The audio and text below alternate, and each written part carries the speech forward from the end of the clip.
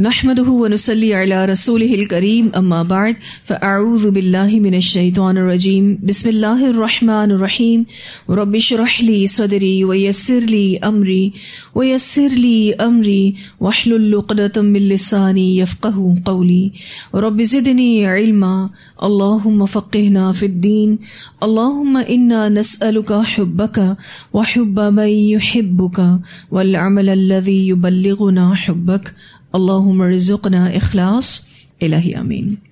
Lesson number 168 سورۃ الحج آیت نمبر 1 to 24 1 سے لے کر 24 تک انشاءاللہ۔ قرآن پاک کی بڑی ہی عجیب سورت ہے، اس کو مکی اور مدنی دونوں کہا جاتا ہے۔ غالب کلام سے یہ مکی سورت محسوس ہوتی ہے۔ اس کی کچھ آیات یا تو ہجرت کے سفر کے دوران نازل ہوئی یا آپ صلی اللہ علیہ وسلم کے مدینہ پہنچنے کے فوراً بعد، اللہ بہتر جانتا ہے، لیکن مفسرین کا کہنا یہ ہے کہ کلام کے اعتبار سے یہ مکی صورت محسوس ہوتی ہے۔ لیکن کچھ مفسرین کہتے ہیں کہ اس میں چونکہ منافقین کا ذکر ہے، آپ پڑھیں گے انشاءاللہ اس صورت میں منافقین کا ذکر آئے گا، تو منافقین کہاں تھے؟ مدینہ میں تھے، ٹھیک ہے۔ منافقین تو مدنی دور میں سامنے آئے، اور پھر یہ کہ اس میں جہاد اور قتال کا ذکر بھی ہے، یعنی اس کے احکام ہیں، اس لیے ان ٹاپکس کی وجہ سے یہ مدنی صورت ہے، واللہ اعلم، اللہ بہتر جانتا ہے۔ پھر یہ کہ اس صورت میں 2 سجدے ہیں، اس اعتبار سے بھی یہ اسپیشل صورت ہے، یعنی ایک ہی صورت میں 2 سجدہ تلاوت ہیں الحمدللہ، اور یہ واحد صورت ہے جو ارکان اسلام میں سے ایک کے نام پر ہے۔ 5 پلرز آف اسلام آپ سب جانتے ہیں، پہلا توحید، دوسرا نماز، تیسرا روزہ، چوتھا زکوٰۃ اور 5واں حج۔ تو یہ صورت ارکان اسلام میں سے ایک کے نام پر ہے جو کہ حج ہے۔ اللہ سبحانہ تعالیٰ نے اس صورت کا جو آغاز کیا ہے وہ بڑا ہی انوکھا کیا ہے۔ اللہ تعالیٰ فرماتے ہیں یا ایھا الناس، اے لوگوں، یعنی اللہ تعالیٰ تمام لوگوں سے مخاطب ہیں۔ حالانکہ عمومی طور پر جو تقویٰ کی بات آگے آ رہی ہے وہ ایمان والوں سے کی جاتی ہے، لیکن یہاں آپ دیکھیے تو اللہ تعالیٰ فرماتے ہیں یا ایھا الناس، اے لوگوں، سارے لوگوں سے اللہ مخاطب ہیں۔ اتقو، ڈرو، ربکم، اپنے رب سے، اپنے رب سے ڈرو۔ اور اللہ سے ڈرنے کا کیوں کہا گیا؟ وہ اس لیے کہ ایک دن اللہ کے پاس جانا ہے۔ آپ دیکھیں تو جو میسج انبیاء لے کر آئے کہ دیکھو کل اللہ کے سامنے جانا ہے، تمہیں اپنی آخرت کو فیس کرنا ہے، وہی بات اب سورہ حج کی ابتدا میں آ رہی ہے۔ پھر فرمایا ان زلزلۃ الساعۃ، بے شک قیامت کا زلزلہ، شیء عظیم، بہت بڑی چیز ہے۔ قیامت کا زلزلہ ایک بہت بڑی یعنی ہولناک چیز ہے، یعنی یہ ایک عظیم امر ہے، بہت بڑی مصیبت ہے، اچانک پیش آنے والی گھبراہٹ ہے، ہولناک حادثہ ہے۔ آپ دیکھیے تو یہاں پر زلزلہ کا لفظ استعمال ہوا ہے۔ زلزلہ زمین کے ہلا مارے جانے کو کہا جاتا ہے، اور زلزلہ وہ ہوتا ہے جس سے دلوں پر روب، گھبراہٹ اور خوف طاری ہو جاتا ہے۔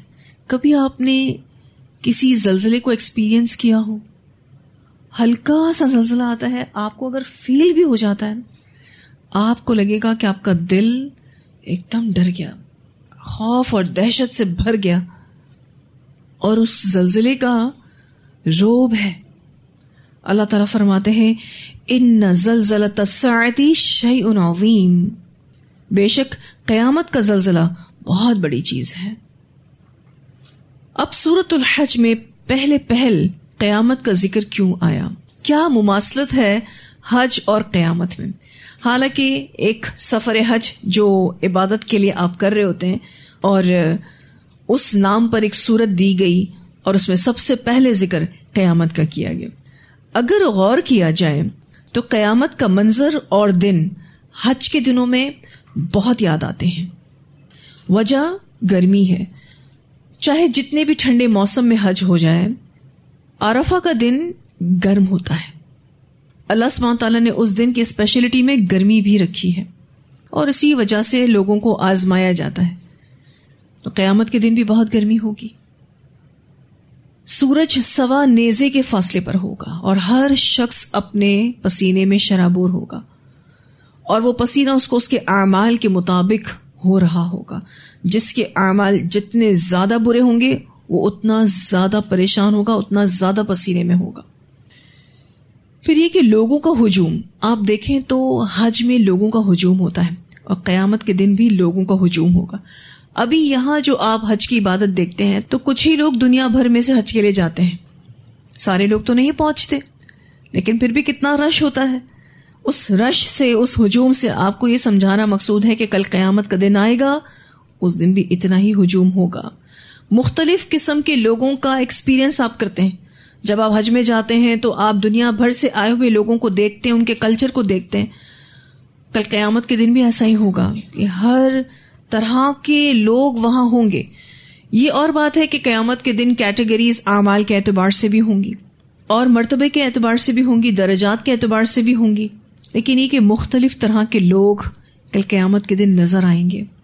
کچھ لوگوں کے چہرے روشن ہوں گے، کچھ لوگوں کے چہرے کالے ہوئے ہوئے ہوں گے، کچھ لوگ نور کے ممبروں پر ہوں گے، کچھ لوگوں کی گردنیں لمبی ہوں گی۔ کن کی گردنیں لمبی ہوں گی؟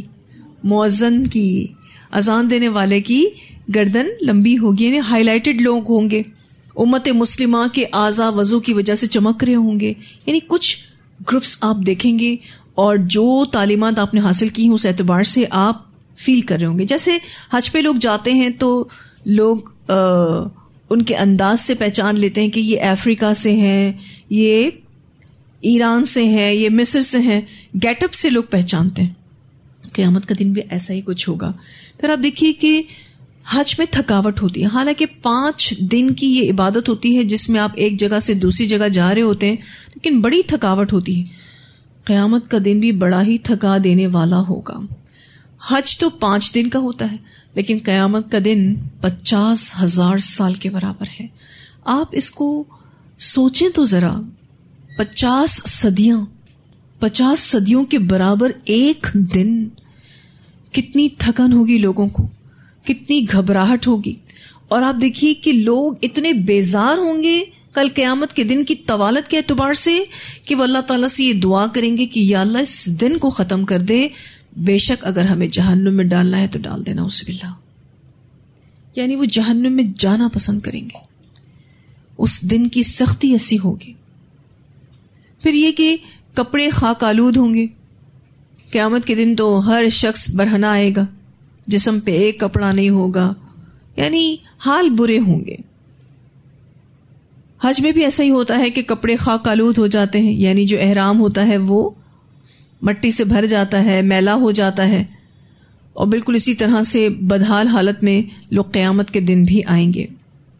پھر یہ کہ اگر حج میں کوئی کھو جائے تو اس کو ڈھونڈنا بڑا مشکل ہے، اسی طرح قیامت کے دن بھی لوگ ڈھونڈیں گے۔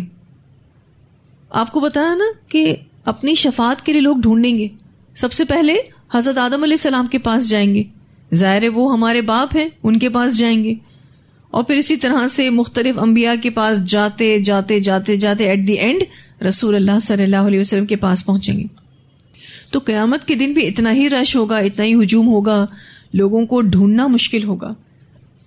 جیسے کہ حج میں اگر کوئی کھو جائے تو کراؤڈ کی وجہ سے آپ ڈھونڈ نہیں سکتے، اس لیے آپ دیکھیے کہ جو بھی حج پر جا رہے ہوتے ہیں، اگر فیملی ممبر ساتھ ہوتے ہیں، وہ کہتے ہیں کہ کوئی مس ہو جائے تو فلاں جگہ آ کر ملے، مطلب وہ کوئی نہ کوئی جگہ متعین بھی کر لیتے ہیں کہ یہاں آ کر آپ ملنا، کیونکہ ہم ڈھونڈ نہیں سکتے، کیونکہ ہر طرف آپ کو لوگ ہی لوگ نظر آ رہے ہوتے ہیں۔ آپ کو پتا ہے میدان محشر میں بھی ایک انسان کو کتنی جگہ ملے گی کھڑے ہونے کے لیے؟ کسی کو پتا ہے کہ میدان محشر میں ہر بندے کے پاس کتنی جگہ ہوگی؟ صرف اپنے 2 قدم رکھنے کی جگہ، بس، اس سے زیادہ جگہ نہیں ہوگی۔ اتنی کم جگہ ہوگی، بس اس سے زیادہ جگہ نہیں ہوگی۔ بالکل حج میں بھی ایسا ہی ہوتا ہے۔ کبھی آپ نے مطاف میں طواف کیا ہو، مطاف وہ جو اوپن ایریا ہے حرم کا، اس میں اگر آپ نے کبھی طواف کیا ہو تو آپ کو ایسا ہی لگتا ہے کہ آپ کو بس 2 قدم رکھنے کی جگہ ملی ہوئی اور لوگ جیسے دھیرے دھیرے موو ہو رہے ہیں۔ قیامت کے دن بھی کچھ ایسا ہی ہوگا، اللہ یہ کہ آپ نیک اعمال سے بھرپور نامہ اعمال لے کر آئیں تو وہ فاسٹسٹ سواریوں کی شکل میں آپ کے پاس موجود ہوگا، اور آپ کو اس سواری پر بٹھا کے پورے پروٹوکول کے ساتھ اللہ سبحانہ تعالیٰ کے سامنے ایز سون ایز پاسبل لے جایا جائے گا۔ یہ بھی بات حدیث سے ملتی ہے۔ لیکن ایسے اعمال ہونے چاہیے۔ حج کتنا بھی کوئی زیادہ مال دے کر بہترین سے بہترین کر لی، 5 دن تو اس کو ویسے ہی گزارنے ہوں گے جو سب گزار رہے ہیں۔ ہر بندہ ایک ہی اسٹیٹس پر فیل ہوتا ہے، چاہے وہ بادشاہ ہو یا غریب ہو. قیامت کے دن بھی ایسا ہی ہوگا، سب ایک ہی طرح لگیں گے، کوئی کسی دوسرے سے مختلف نہیں ہوگا. جب میں حج کرنے گئی تھی تو مجھے بہت اچھے سے یاد ہے کہ عرفہ کا دن تھا، بہت گرمی بھی تھی، لیکن الحمدللہ اللہ سبحانہ تعالیٰ نے جو دعائیں کرنے کی توفیق دی، اور یہ چیز ایسی نصیب ہوئی کہ جس کی وجہ سے الحمدللہ دل کو اطمینان ہے کہ اللہ تعالیٰ تیرا شکر ہے کہ وہ دن دعاؤں کے ساتھ گزر گیا. کیونکہ اللہ سبحانہ تعالیٰ نے عرفہ کا دن بڑا اسپیشل رکھا ہے، اس میں عبادتیں آپ کو اتنی زیادہ کرنے کے لیے نہیں کہی گئی. ایون اگر آپ دیکھیں تو ظہر کے ٹائم پر عصر کو جمع کروا دیا جاتا ہے تاکہ ایک لانگ ٹائم آپ کو دعائیں کرنے کے لیے ملے، اذکار کرنے کے لیے ملے.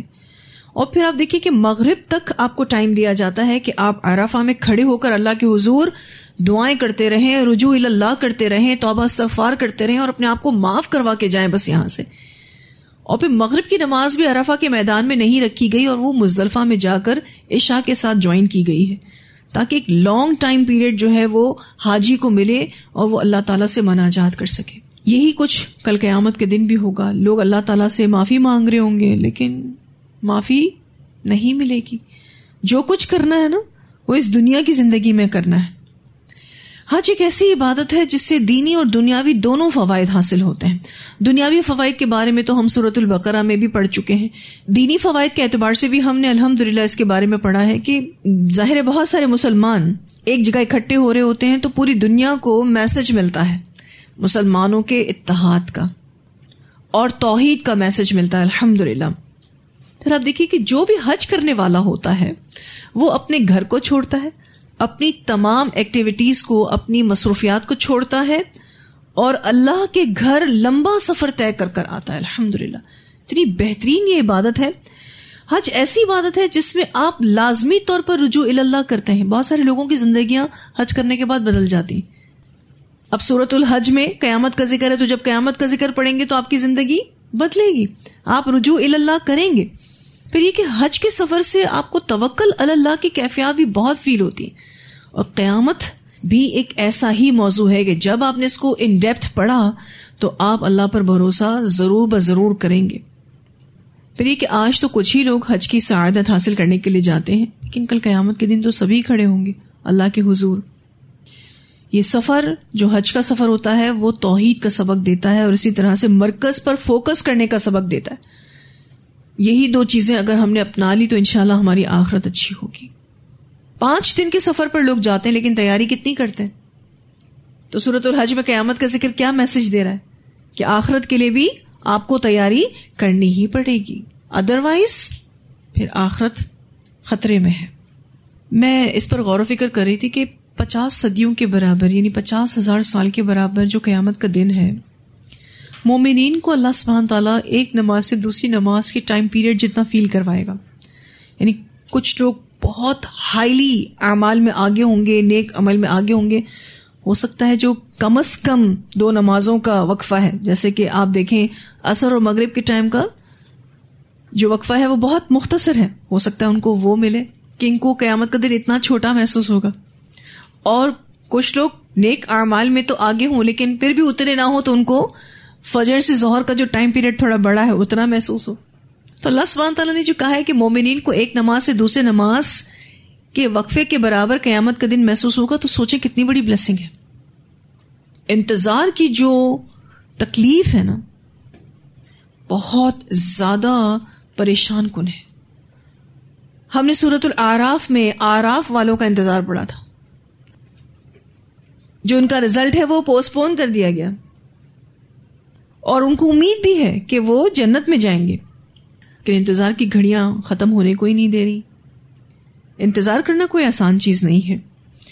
تو یہاں آپ دیکھیے تو سورۃ الحج میں الحمدللہ پہلے قیامت کا ذکر کیا گیا اور یہ ساری وجوہات جو میں نے آپ کے سامنے رکھی ہیں اس سے بھی آپ زیادہ کچھ اور وجوہات اس میں ایڈ کر سکتے ہیں، لیکن یہ ساری کی ساری وجوہات آپ کو قیامت اور حج میں مماثلت بتاتی ہیں. اللہ تعالیٰ فرماتے ہیں اے لوگوں ڈرو اپنے رب سے، بے شک قیامت کا زلزلہ بہت بڑی چیز ہے.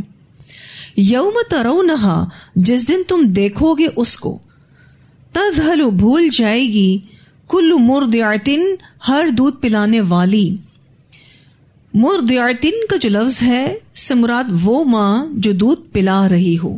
ٹھیک ہے, یعنی ماں کا پستان بچے کے منہ میں ہو, ماں کا جو بریسٹ ہے وہ بچے کے منہ میں ہو. ٹھیک ہے جی. ایک ایسی ماں جو بچے کو دودھ پلاتی ہے, یعنی اس ٹائم پر پلا رہی ہے یا نہیں پلا رہی ہے, اس کو کہتے ہیں مرضعن. صرف اتنا کہا جاتا ہے کیونکہ مرضعن جو ہے وہ اسم ہے, دودھ پلانے والی ماں. لیکن یہاں آیا ہے مرضعۃ, یعنی فی الوقت وہ ماں اپنے بچے کو دودھ پلا رہی ہے. مرضعۃ جو ہے وہ صفت ہے, مرضعن اسم ہے. اب اسپیشلی اس ماں کا ذکر کیوں کیا گیا کہ جو اس وقت دودھ پلا رہی ہو؟ جب ماں اپنے بچے کو دودھ پلا رہی ہوتی ہے وہ اس وقت بڑی مہربان ہوتی ہے اپنے بچے پر, وہ اپنے بچے سے غافل نہیں ہو سکتی. اللہ تعالیٰ فرماتے ہیں وہ دن ایسا ہوگا, یعنی قیامت کا دن ایسا ہوگا کہ بھول جائے گی ہر دودھ پلانے والی عما اس کو جو ارضعت وہ دودھ پلاتی ہے, یعنی اپنے دودھ پیتے بچے کو جس کو وہ اس وقت دودھ پلا رہی ہے, جس پر وہ بڑی مہربان ہے. قیامت کا دن اتنا ہولناک ہوگا کہ وہ اس کو بھول جائے گی قیامت کے دن کی دہشت کی وجہ سے. دوسری چیز کیا ہوگی؟ وَتَضَعُ اور گرا دے گی یا پھر رکھ دے گی کلو ذات حمل ہر حمل والی. یہاں پر کلو کو اگر آپ سرکل کر دیں نا, بعض نہیں ہر حمل والی عورت. ٹھیک ہے, حملہ اپنے حمل کو, یعنی ہر پریگننٹ عورت کا مس کیرج ہو جائے گا. قیامت کا دن اتنا سخت ہوگا. تیسری چیز وَتَرَ النَّاسَ اور آپ دیکھیں گے لوگوں کو سکارا کہ وہ نشے میں ہیں, وَمَا هُمْ بِسُکارا حالانکہ وہ نشے میں نہ ہوں گے, وَلَكِنَّ اور لیکن عذاب اللہ شدید اللہ کا عذاب بہت سخت ہوگا. یعنی باقی سارے لوگوں کا حال کیا ہوگا کہ نشے میں محسوس ہوں گے, حالانکہ وہ نشے میں ہوں گے نہیں. ایکچولی اللہ کا عذاب ایسا ہوگا جس کی وجہ سے وہ مدہوش محسوس ہوں گے. آپ دیکھیں تو اس آیت میں پہلے دو طرح کی عورتوں کا ذکر ہوا. پہلی وہ عورت جو اپنے بچے کو دودھ پلا رہی ہو. کبھی آپ نے اپنے آس پاس دیکھا ہو کہ ماں اپنے بچے کو دودھ پلانا بھول جائے؟ کبھی آپ نے دیکھا؟ ایسا دنیا میں تو نہیں ہوتا. دودھ پیتے بچے سے کبھی بھی ماں غافل نہیں ہوتی. اگر کسی بھی پریگننٹ عورت کا مس کیرج ہوتا ہے تو ریزن کوئی ڈپریشن, ٹھیک ہے, کوئی ویکنس, ٹھیک ہے, اسی طرح سے کوئی غم, کوئی بھی ریزن ہو سکتا ہے. تو قیامت کا جو منظر ہوگا یا قیامت کی جو ہولناکی ہوگی وہ اتنی زیادہ ہوگی کہ ہر حمل والی عورت کا حمل ساقط ہو جائے گا. یہاں دو طرح کی ماؤں کا ذکر ہے. ماں کی جو ممتا کا جذبہ ہے وہ مثالی ہے, یعنی لوگ ماں کی ممتا کی مثال دیتے ہیں, وہ اتنا پیار کرتی ہے اپنے بچوں سے. اور ایک ماں اپنے بچے سے اتنا پیار کرتی ہے کہ وہ اپنی جان خطرے میں ڈال کر اپنے بچے کو محفوظ کرتی ہے, اس کی حفاظت کرتی ہے. لیکن قیامت کے دن وہ ان کو بھی چھوڑ دے گی. اور اسپیشلی دودھ پلانے والی جو عورت ہے اس کا ذکر کیا گیا کیونکہ اس کی فیلنگز اپنے بچے کو لے کر بہت زیادہ ہوتی ہیں. اور پھر اس کے بعد حمل والی کا ذکر کیا گیا. آج اگر کسی بھی عورت کا مس کیرج ہو جاتا ہے تو اس کو کتنا دکھ ہوتا ہے, اور یہ تب ہوتا ہے جب عورت شوق میں آ جائے, کوئی غم لگے, کوئی خوف ہو. ان تمام باتوں کو بتا کر یہ بتایا جا رہا ہے کہ قیامت سے پہلے روزمرہ کے کام ایز پر روٹین ہو رہے ہوں گے, روزمرہ کی طرح سارے کام چل رہے ہوں گے, شادیاں بھی ہو رہی ہوں گی, بچے بھی پیدا ہو رہے ہوں گے, عورتیں حمل سے بھی ہوں گی. اور پھر اس آیت کے آخر میں آپ دیکھیے تو اوور آل لوگوں کا حال بتایا جائے گا. اور تو لوگوں کو نشے میں دیکھے گا, یعنی لوگ اس وقت جس شدید امر میں مبتلا ہوں گے اس کی سنگینی اور ہولناکی اتنی زیادہ ہوگی کہ ان کی عقلیں مدہوش ہو جائیں گی, ان کے ذہن معوف ہو جائیں گے. دیکھنے والا یہ سمجھے گا کہ وہ نشے میں ہے, مگر وہ نشے میں نہیں ہوں گے بلکہ عذاب دیکھ کر مدہوش ہو رہے ہوں گے. اللہ تعالیٰ آخر میں کیا فرماتے ہیں؟ وَلَكِنَّ عَذَابَ اللَّهِ شَدِيدٌ ایکچولی اللہ کا عذاب بڑا سخت ہوگا. اب یہاں آیت نمبر 1 اور 2 میں زلزلے کی بات ہوئی اور اس زلزلے کے بعد جو سچویشنز ہوں گی وہ بتایا جا رہا ہے. اس بارے میں مفسرین کی 2 آراء ہیں. پہلی رائے یہ ہے کہ یہ زلزلہ قیامت کی ایک نشانی ہوگی، یعنی قیامت سے پہلے دنیا کی زندگی میں واقع ہوگا. یہ زلزلہ کب آئے گا؟ قیامت کے آنے سے پہلے. اس زلزلے کے بعد سورج مغرب سے طلوع ہوگا، پہاڑ ریزہ ریزہ ہو کر اڑنے لگیں گے، زمین پر ایسا زلزلہ ہوگا کہ کوئی چیز اپنی جگہ پر باقی نہیں رہے گی. مائیں اپنے بچوں کو بھول جائیں گی، حاملہ عورتوں کا حمل گر جائے گا اور بچے بوڑھے ہو جائیں گے. اور یہ دراصل اللہ کے عذاب کی وجہ سے ہو رہا ہوگا جس میں وہ اپنی بدترین مخلوق کو مبتلا کرے گا. آپ سب جانتے ہیں نا، قیامت جو ہے وہ بدترین لوگوں پر آئے گی. ٹھیک ہے، تو پہلی رائے کیا ہے کہ یہ زلزلہ دنیا کی عمر کے آخری لمحے اور قیامت کے حالات کے ابتدائی لمحے میں ہوگا. ٹھیک ہے جی.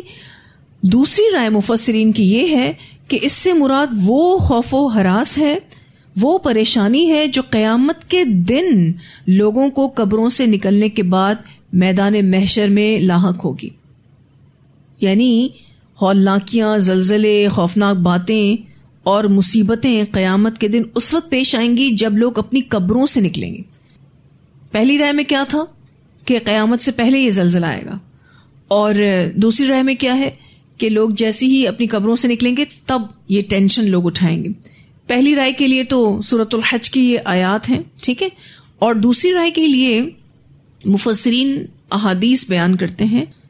رسول اللہ صلی اللہ علیہ وسلم نے فرمایا، اللہ تعالیٰ قیامت کے دن آدم علیہ السلام سے فرمائے گا، اے آدم. وہ عرض کریں گے، اے ہمارے رب، میں بار بار تیری خدمت میں حاضر ہوں اور ساری خیر تیرے ہاتھ میں ہے.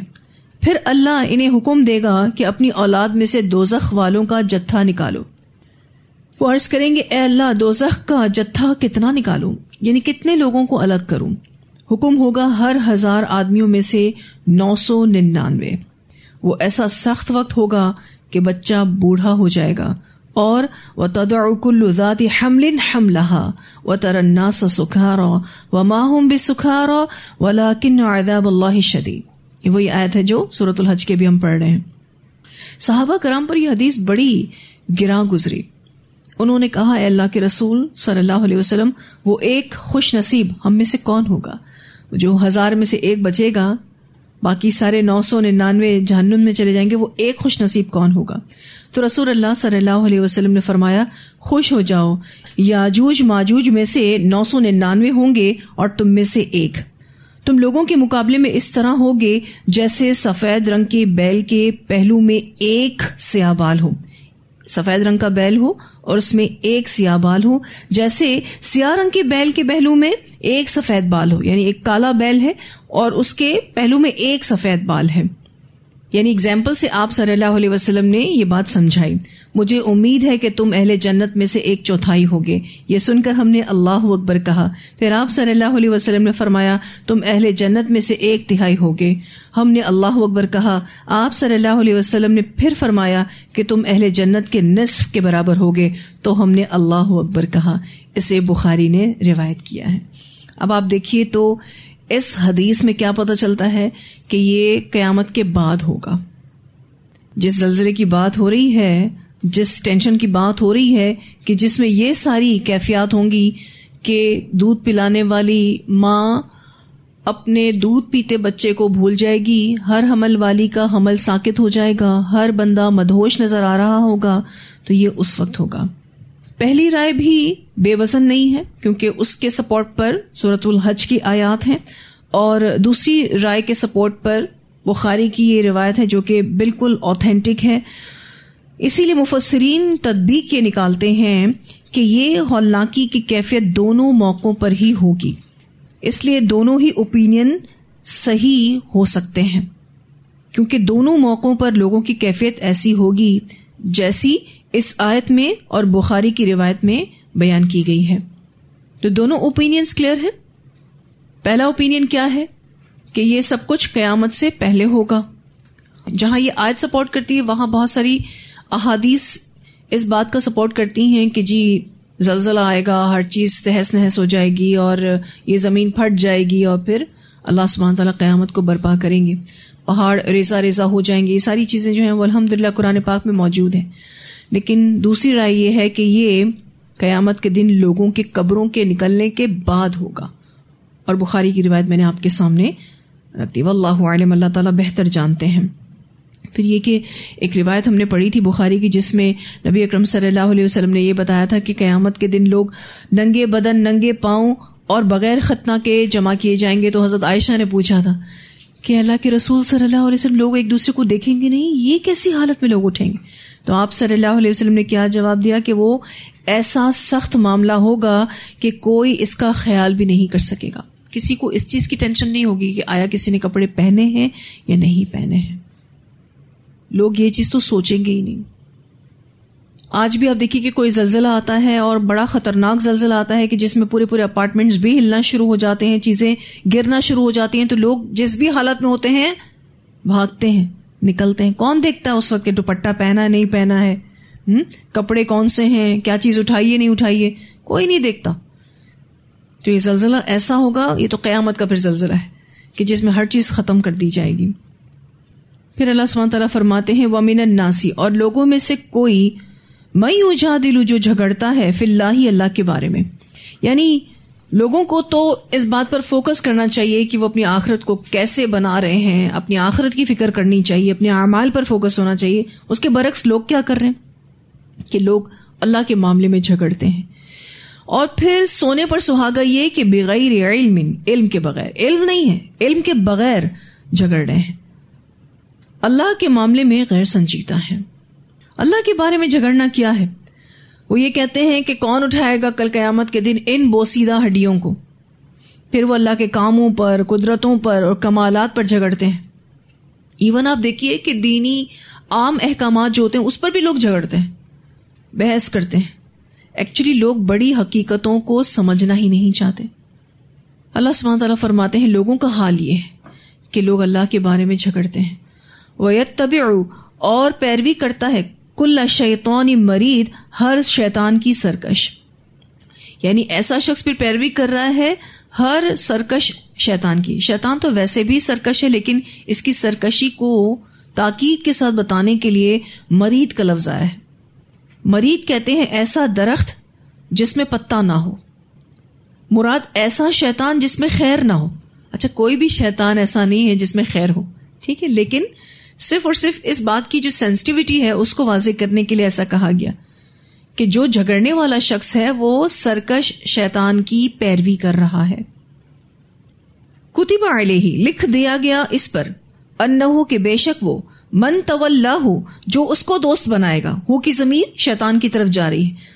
اللہ تعالیٰ نے یہ بات اپنے پاس لکھ لی ہے یا لازم کر دی ہے کہ جو بھی شیطان کو فالو کرے گا، جو بھی اس کو دوست بنائے گا، اس کی اتباع کرے گا، پیروی کرے گا، فَأَنَّهُ، تو بے شک وہ، يُضِلُّهُ، اس کو بھٹکا دے گا. شیطان کو جس نے دوست بنایا، شیطان obviously اس کو بھٹکا دے گا. ویسے بھی آپ دیکھیے تو ماحول کا اثر ہوتا ہے. وَيَهْدِيهِ، اور رہنمائی کرے گا اس کی، یعنی یہ شیطان رہنمائی کرے گا اس کی، إِلَىٰ عَذَابِ السَّعِيرِ، جلنے کے عذاب کی طرف. ایک ایسے عذاب کی طرف شیطان رہنمائی کرے گا جو بڑا ہی دردناک ہے، خوف اور دہشت طاری کرنے والا ہے. إِلَىٰ عَذَابِ السَّعِيرِ، جلنے کے عذاب کی طرف.